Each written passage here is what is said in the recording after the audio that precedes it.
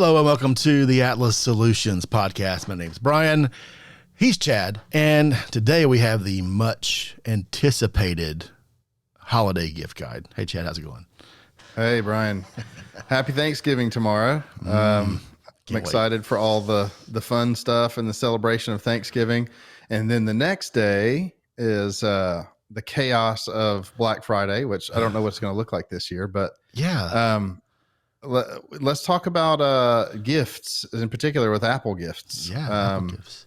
So we posted a gift guide, a blog. What do you think about the suggestions? Well, I mean, if you're going to spend money on Apple stuff for non-pro users, maybe even pro users, but like home stuff and fun stuff for family, I can't, I mean, you know, it's our blog, so I'm right on line with all these options here. Yeah. The first thing we've got here is AirTags, which is definitely the cheapest. I think it's the cheapest Apple product, right? Unless you're giving them a dongle, like a light, put a stocking of lightning. Dongles are more.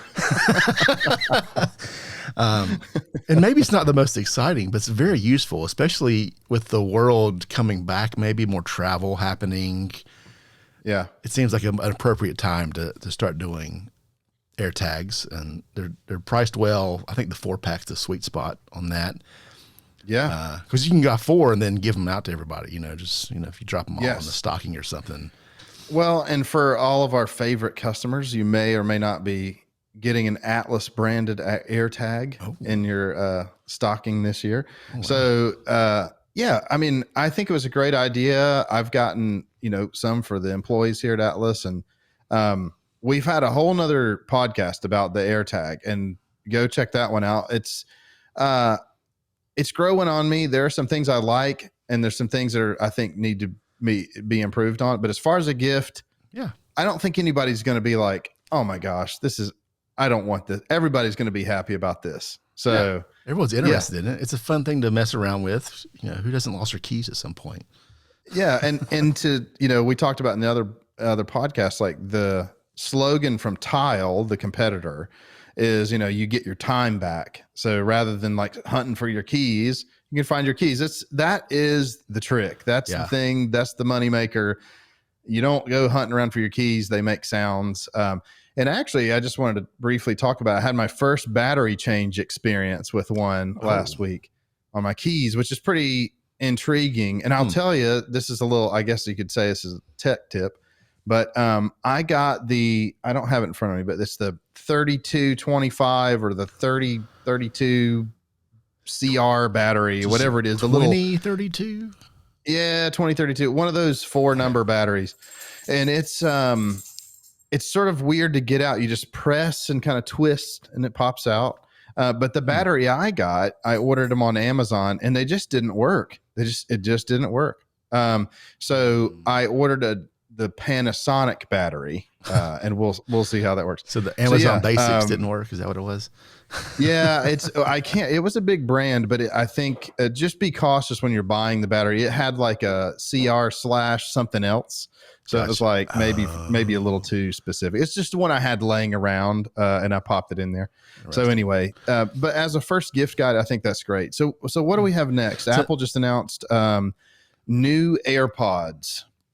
Yes. So we've got basically 3 levels of AirPods now. And what are your thoughts on the new AirPods, the middle of the road AirPods, I guess you can call them now? I think that's the sweet spot in the lineup, personally. I mean, I have AirPods Pro. I absolutely love them. And essentially with this middle tier, you're getting all of those features minus noise cancellation, which is for some people, they just can't stand noise cancellation or they have no need for it. If you have small children, I think it's imperative, but to have, I think that's the sweet. I mean, if you haven't bought AirPods in a while, or you've just been like, I don't want to do it. Yeah. I think that's the one. I mean, that's one of the best things you can get. Yeah. And what's the price here? These are going for $179. Yeah. The low level ones, are $129. No noise cancellation, no buttons on the side. Buttons, like the pinch, like that if you've had the original That's AirPods, pretty you important, like tap on the side of your head. It's like your eardrum feels weird when you're doing that, right? Yeah. The pinch, the little squeeze action, it's so simple. You wouldn't think it would be that important, but if you've, It's very intuitive. Yeah. yeah. Well, Like the only thing I wish that they would add, which I think would be just a weird engineering feat, is like slide up and down volume where you could just touch it and make it go up and down. yeah, it's but then you're like probably gonna like scratch your probably really hard ear to do. and blow your eardrum out. That's what's gonna happen there. I think. Yeah. I think color would be nice if this is a consumer product. Yeah. I mean, white's nice, but they're good and colorful in some of these things. How about a blue AirPod or a green AirPod or a pink AirPod? Yeah.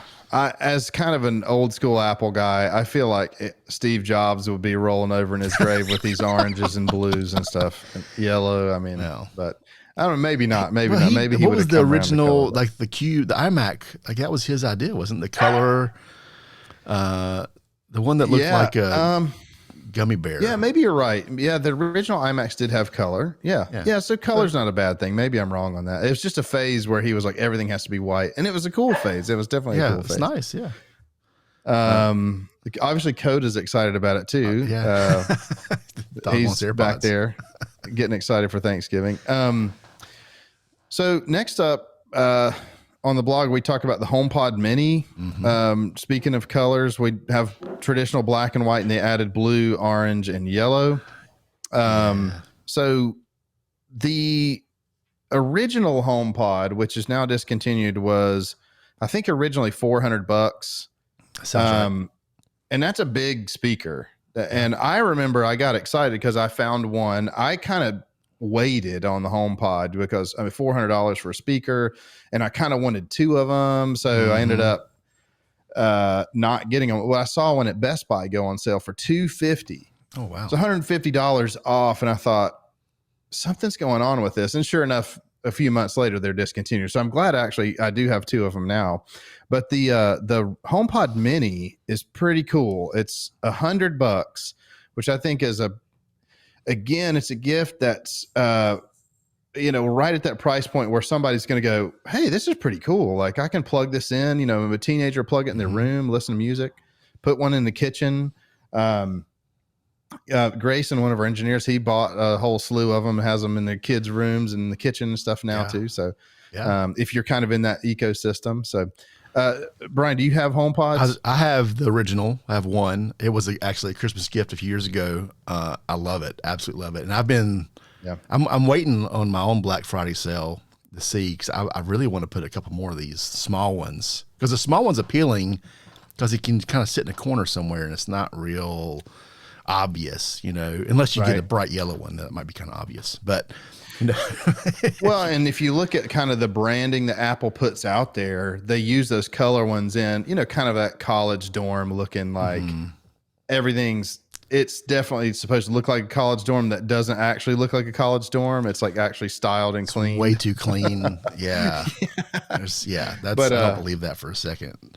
Yeah, I mean, I think the colors are pretty fun. I mean, they in our blog here, the featured ones, the orange, the orange just stands out. It's definitely like, wow, that's pretty cool looking. Well, I love the top of the HomePod too, the kind of color changing thing when you ask for Siri. Yeah, again, I think I want to end up getting two of these. I'm just waiting to see if they drop a little bit. And the yellow one, I actually have one of the rooms in my house has some yellow accent, and I'm really thinking I need to ask the missus, of course, but could I get away with a yellow HomePod in there? Am I bold enough, or did I just get a black one or a blue one and call it a day? I was hating on the colors, but when I look at them, I'm kind of like, that yellow is pretty cool. They sound fantastic though. I think that's the bottom line. These sound really good for $100 speaker. Oh yeah, well, and I could go on forever about the ecosystem. If you're a Sonos person, Sonos has the competitors. They've got the HomePod. I mean, the Sonos Home, which is it's pretty. Or sorry, the Sonos Move, I believe it's called, and it's a great sounding speaker. And it does AirPlay too, which is pretty nice. But it integrates with Alexa and some of the different things. It kind of depends on your ecosystem. One of the big selling points for this particular HomePod was the the ability to do announcements throughout your house, which is Yes. pretty cool. So you could say, "Hey, kids, come down for playrooms. Time for dinner." You know, that's pretty. Like pretty if you cool. have one of these in your teenager's room, you know, they're barricaded in there. You can say, "Hey, pizza's here." You know. Yeah, exactly. And we use that all the time. The intercoms. I remember back in the 80s and 90s, I just thought it was cool. People would have like, you know, the intercom. You come press on the side of your bedroom wall and talk. Right. We're past that now. Now the intercom's on your watch, and then it goes to all these Dick Tracy style. we're living in Dick Tracy days. Yeah. So also on the gift guide, we talk about the iPad and the iPad Mini. Unbeknownst to a lot of people, the iPad Mini is the most powerful one in that lineup now, and it's basically a giant iPhone. You can hold it in one hand. So don't be deceived and think, oh, I'll get the iPad Mini and it'd be cheaper. You're probably actually better off saving money and getting the bigger screen. The color options are slightly different. There's a rose gold and kind of a pale green in the regular iPad, iPad Air, I should say. And the Mini has that new purple, which I actually think is pretty cool. That new purple color.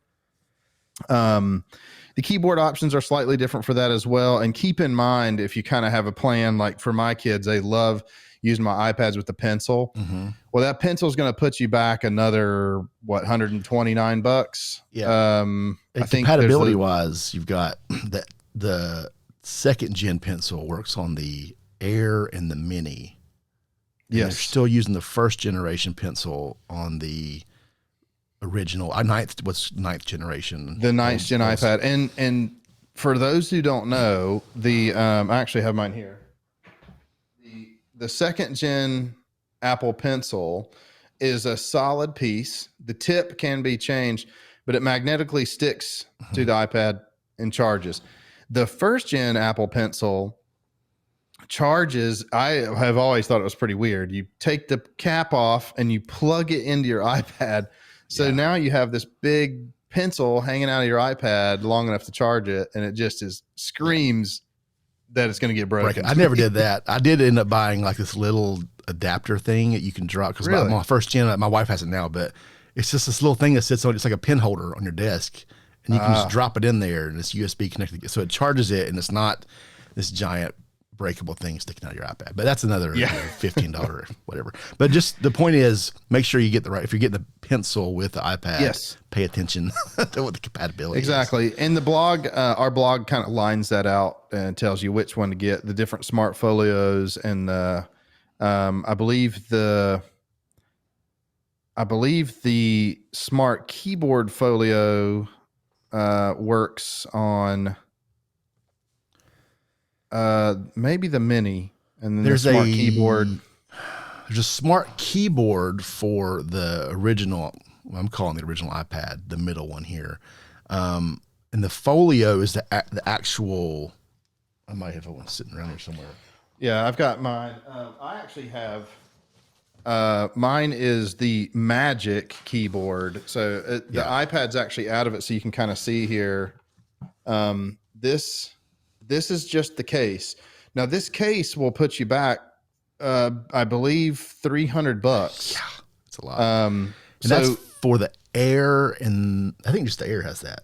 The Mini is and that's what I wasn't quite sure if they make one for the Mini yet. I don't think so. It might just be for the Air. Yeah, exactly. So this is an old school. This is one of the third gen Airs, I believe. But the folio, this is kind of what the folio would do. It has this fold out keyboard on it. I don't know if you can kind of see what I'm doing here.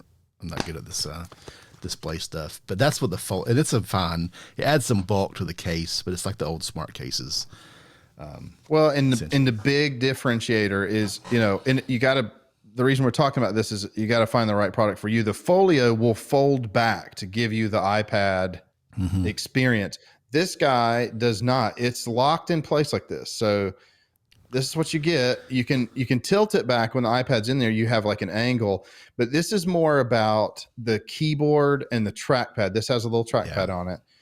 So if you have intentions of using your iPad flat, don't get the Magic keyboard. You got to get the folio. So last but not least, Apple Watch. I have converted many a person over to the Apple Watch, especially sports fans and fitness fans that want to use the Apple Watch for tracking their calories and whatnot. It's a calorie tracker and everything else versus some of those things out there. I would argue, some of the Fitbit and Whoop and some of those things, they have a little more comprehensive health data. But that's it. That's all you get. So if you want to do both, you run around with multiple things on your wrists and everything. So what I love about when we talk about it on the blog here is that we're not suggesting you buy an Apple Watch for somebody, but you get a gift certificate for them to buy their Apple Watch, because there's so many choices. You don't want to get it wrong and get the wrong color, wrong size, wrong band. So you want to give them a gift card for the appropriate amount, and then they can go pick out their favorites. Yeah. And another thing, and I got real close to this, is with the newer Apple Watches, they've added the family edition where you could do like set up a kid on an Apple Watch. Yeah. So if you have one, I believe technically it's like series 4 and you are with GPS and cellular. So you have to have all that stuff, right? Or the SE, the current SE would also work with cellular. You could basically give a young person, instead of giving them an iPhone, you spend a little bit less money, you give them a watch, and you can communicate that way. And it works. It's its own device. It's not just paired to something. It can be paired to the adult's phone, which is a new thing. And that's something I've got very close to doing this year. My daughter's not quite old enough for me to justify a new device. Yeah. And that kind of money, you know, I don't want to put a $400 watch on my 8-year-olds. I think the price point's just not quite there. I mean, the SE starts at $279. Yeah. So for my family, we're tapping on $1,000 to get watches plus the monthly reoccurring sell fee for them. Sure. The odds are they're not going to wear it. And I can tell you from experience with other neighbor kids around, they have some of the smart watches. I think there's one girl out of like 10 kids that actually wears it on a regular basis. Yeah. So I think if the price point was less, if there wasn't an ongoing commitment to your cell provider, might be more enticing, maybe $10 for all 3 kids. $100 watch price point. But my thought process here is, because this is a new feature, is if I get my spouse a cellular Apple Watch now, and then 2 years from now, I'm ready to gift that to a 10 or 11-year-old. Yes. It's still they last a long time. That way I'm not spending $400 on a kid's watch. I'm recycling. Yeah. And then the grown-up gets the newest, latest, and greatest kind of situation. Right. That's actually really smart, because, I mean, that's what the SE is anyway. It's just an older version that they've knocked the price down. At one point, the SE was the new thing, and then it just became the SE because it wasn't the Apple Watch 3 or whatever the current version was. So, definitely great options here. We kept it under 500, I think, on this list. If you really want to go for the gold, or if you guys want to get Grayson a brand new MacBook Pro, $5,000 price point, it's probably pretty good for him.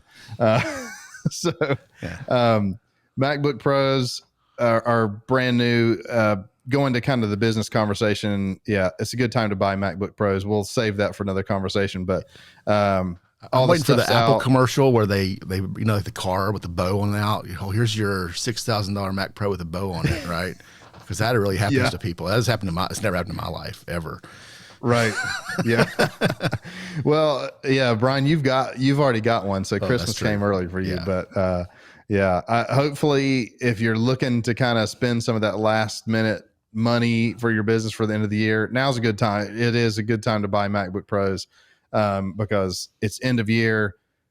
You probably won't get it this year, but at least you can spend the money this year. That's true, think about that for your gift guides for people who have more money than me. So, awesome. Well, thanks for joining us on the podcast. Subscribe, like, comment, all the typical stuff. Add us on social media, and you guys have an amazing Thanksgiving, and we'll see you next time.